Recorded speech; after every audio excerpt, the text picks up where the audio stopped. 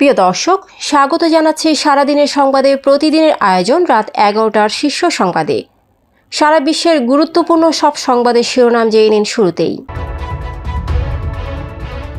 ইসরায়েলের অবরোধে গাজায় অনাহারে 57 জনের মৃত্যু, অন্যদিকে গাজা সীমান্তে রিজার্ভ বাহিনী পাঠাচ্ছে ইসরায়েল।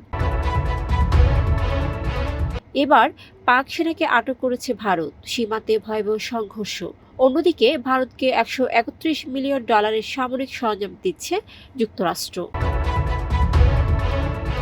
বাংলাদেশ পুলিশকে পাকিস্তানি সেনা বলে গুজব ছড়ালো ভারতীয় গণমাধ্যম। মানবিক করিডোর বিষয়ে কোনো চুক্তি হয়নি বললেন নিরাপত্তা উপদেষ্টা। অন্যদিকে জোর করে নয়, নিরাপত্তা নিশ্চিত হলে তবে ফিরবে রোহিঙ্গারা, বললেন পররাষ্ট্র উপদেষ্টা। যুদ্ধরত রাশিয়ার শান্তির ডাক, ভারত পাকিস্তানকে আলোচনার পরামর্শ। অন্যদিকে চীনের জোরালো সমর্থনে পাকিস্তানের মনোবল তুঙ্গে। পাকিস্তানে আত্মঘাতী হামার হুমকি, ভারতীয় মন্ত্রীর। অন্যদিকে ভারতে বাংলাদেশি বংশোদ্ভূত 2 মার্কিন নাগরিক গ্রেপ্তার। এলপি গ্যাসের দাম কমল 19 টাকা। সুদানে হাসপাতালে বিমান হামলায় 7 জন নিহত। অন্যদিকে ইসরায়েলের প্রধান বিমানবন্দরে ইয়েমেনের ব্যালিস্টিক ক্ষেপণাস্ত্রের আঘাত। বাংলাদেশের জন্য চিকিৎসার ভিসা সহজ করল চীন। এবার পাকিস্তানের বন্দরে ভারতীয় পতাকাবাহী জাহাজে প্রবেশে নিষেধাজ্ঞা। প্রিয় দর্শক, এবারে জেনে নিন বিস্তারিত। ফ্যাশন ব্র্যান্ড মানে আর্ট। ইসরায়েলের অবরোধে গাজায় অনাহারে মৃতের সংখ্যা বেড়ে 57 জনে পৌঁছেছে। সহায়তা ট্রাকগুলো সীমান্তে আটকে আছে বলে জানিয়েছে আল জাজিরা। একই সঙ্গে গাজায় সামরিক অভিযান শুরুর আগে লক্ষাধিক রিজার্ভ সেনা মোতায়েনের প্রস্তুতি নিচ্ছে ইসরায়েল, যাদের ইসরায়েল ও পশ্চিম তীর থেকে সরিয়ে গাজা সীমান্তে পাঠানো হবে। এ পরিস্থিতিতে মধ্যস্থতাকারী কাতারকে তীব্র সমালোচনা করেছেন প্রধানমন্ত্রী নেতানিয়াহু। এদিকে রাফা অঞ্চলে হামাসের সুড়ঙ্গে বিস্ফোরণে 2 ইসরায়েলি সেনা নিহত ও 2 জন আহত হয়েছেন বলে জানিয়েছে আইডিএফ। রোববার টাইমস অফ ইসরায়েল। রাজস্থানের সীমান্তবর্তী এলাকায় পাকিস্তান রেঞ্জার্সের এক সদস্যকে আটক করেছে ভারতের সীমান্ত নিরাপত্তা বাহিনী। পেহেলগাম হামলার পর কাশ্মীর সীমান্তে ভারত পাকিস্তান সেনাদের মধ্যে সংঘর্ষ অব্যাহত রয়েছে।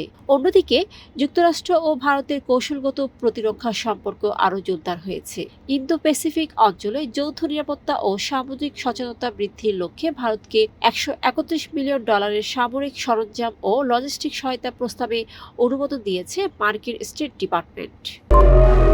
3রা মে আজ তক বাংলা এক প্রতিবেদনে দাবি করে, ডক্টর ইউনূসের সঙ্গে হ্যান্ডশেক করা ব্যক্তিরা সেনা কর্মকর্তা, এমনকি পাকিস্তানি সেনা হতে পারে বলেও প্রশ্ন তোলে। তবে রিউমোর স্কেইনার টিমের অনুসন্ধানে জানা গেছে, ছবিটি 19 এপ্রিল পুলিশ সপ্তাহ 2025 উদ্বোধনের সময় তোলা এবং এতে দেখা ব্যক্তিরা বাংলাদেশ পুলিশের বিভিন্ন শাখার কর্মকর্তা।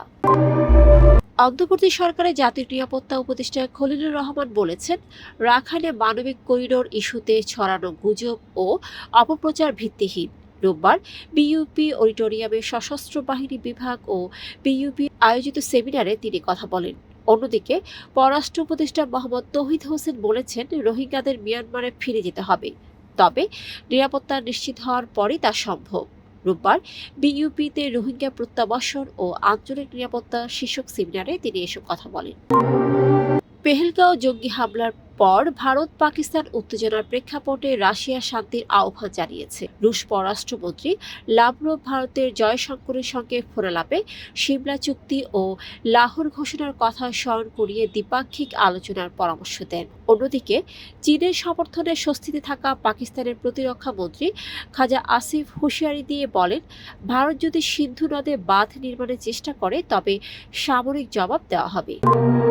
পেহেলগামে বন্দুক হামলার পর ভারত পাকিস্তান উত্তেজনার মধ্যে কর্ণাটকের মন্ত্রী বিজেড জামির খান আত্মঘাতী বোমা বেঁধে পাকিস্তানে যাওয়ার হুমকি দিয়েছেন। শুক্রবার এক সংবাদ সম্মেলনে তিনি বলেন, তিনি নিজে বোমা বেঁধে পাকিস্তানে যেতে ইচ্ছুক। তিনি রাজ্যের আবাসন, ওয়াকফ ও সংখ্যালঘু কল্যাণ বিষয়ক মন্ত্রী। এদিকে চট্টগ্রামের পাহাড়ি অঞ্চলের সন্ত্রাসীদের সঙ্গে যোগাযোগের অভিযোগে মিজোরামে বাংলাদেশি বংশোদ্ভূত 2 মার্কিন নাগরিককে আটক করেছে ভারত। রোববার এনডিটিভি এ তথ্য জানিয়েছে।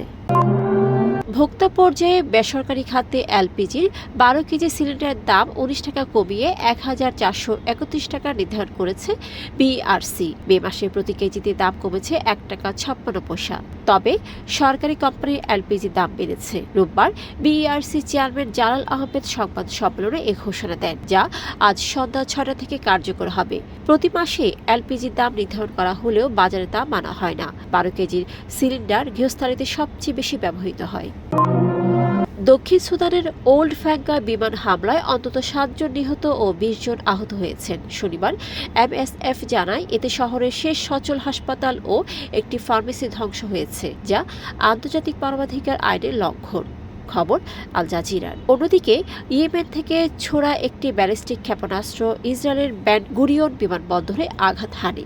এতে রানওয়ের কাঠামো ও একটি যানবাহন ক্ষতিগ্রস্ত হয় এবং অন্তত 4 জন আহত হয়। রোববার ইসরায়েলি বাহিনী জানায় প্রতিরক্ষা ব্যবস্থায় ক্ষেপণাস্ত্রটি আটকাতে ব্যর্থ হয়। ঘটনায় তদন্ত চলছে।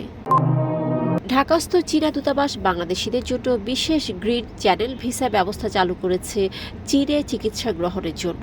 রোববার এক বিবৃতিতে জানানো হয়, এটি বাংলাদেশের প্রধান উপদেষ্টা ডক্টর মোহাম্মদ ইউনূসের চীন সফরের সময় স্বাস্থ্য সহযোগিতা বৃদ্ধি এবং কর্মী বিনিময় সহজ করার বিষয়ে ঐকমত্যের অংশ। কাশ্মীর ইস্যুতে উত্তেজনার মধ্যে পাকিস্তান তাদের বন্দরে ভারতের পতাকাবাহী জাহাজ নিষিদ্ধ করেছে। এর আগে ভারতের জাহাজ চলাচল বিষয়ক বিভাগ জানায়, পাকিস্তানি জাহাজকে ভারতের বন্দরে প্রবেশ ও ভারতীয় জাহাজকে পাকিস্তানে যাওয়ার অনুমতি দেওয়া হবে না। দর্শক, এতক্ষণ আমাদের সাথে থাকার জন্য ধন্যবাদ। প্রতি মুহূর্তে দেশ বিদেশের গুরুত্বপূর্ণ সব সংবাদ জানতে ভিজিট করুন www.সারাদিনেরসংবাদ.com ও চোখ রাখুন সারাদিনের সংবাদের অফিসিয়াল ফেসবুক পেজে। Fashion brand Money Art. Men's, ladies, and kids wear.